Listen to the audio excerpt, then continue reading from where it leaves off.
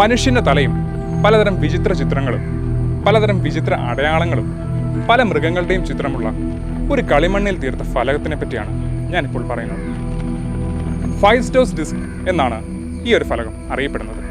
100-ലേറെ വർഷമായി ആർക്കിയോളജിസ്റ്റിനെ വട്ടം ചുറ്റിച്ചുകൊണ്ടിരിക്കുന്ന ഒരു ഫലകമാണ് ഫൈസ്റ്റോസ് ഡിസ്ക്.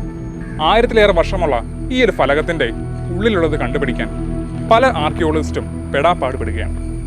ഇത് ഡീകോഡ് ചെയ്തതായി പലരും പറയും. എന്നാൽ സത്യത്തിൽ ഇത് ഡീകോഡ് ചെയ്തിട്ടില്ല. ഇതിൻ്റെ ഉള്ളിൽ എന്താണെന്ന് ഇതുവരെ ആർക്കും കണ്ടെത്താനായിട്ടില്ല എന്നുള്ളത് തന്നെയാണ് സത്യം.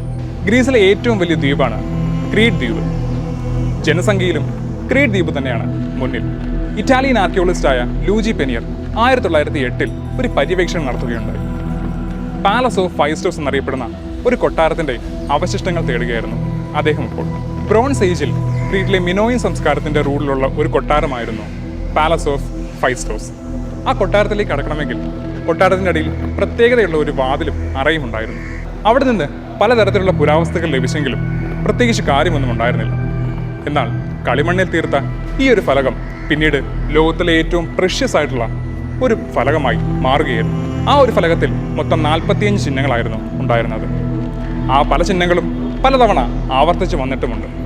അങ്ങനെ മൊത്തം ടോട്ടൽ 242 ചിഹ്നങ്ങളായിരുന്നു ആ ഒരു ഫലകത്തിൽ ഉണ്ടായിരുന്നത്.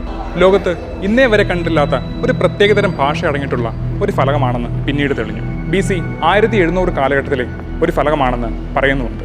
BC 1450-3000 കാലഘട്ടത്തിലാണ് ക്രീറ്റിൽ മിനോവിയൻ സംസ്കാരം സജീവമായിരുന്നത്. ഭാഷാ വിദഗ്ധർ ഇതിനെപ്പറ്റി തലങ്ങും വിലങ്ങും പഠിച്ചു. പലരും പല അഭിപ്രായങ്ങളാണ് പറയുന്നത്.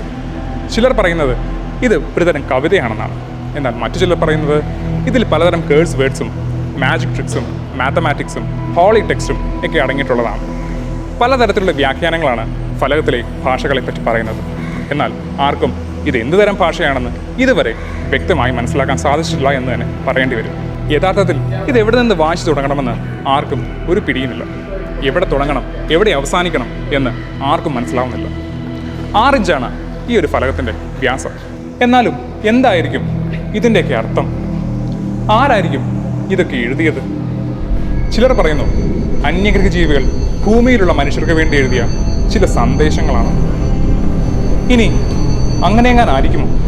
എന്താണ് നിങ്ങളുടെ അഭിപ്രായം?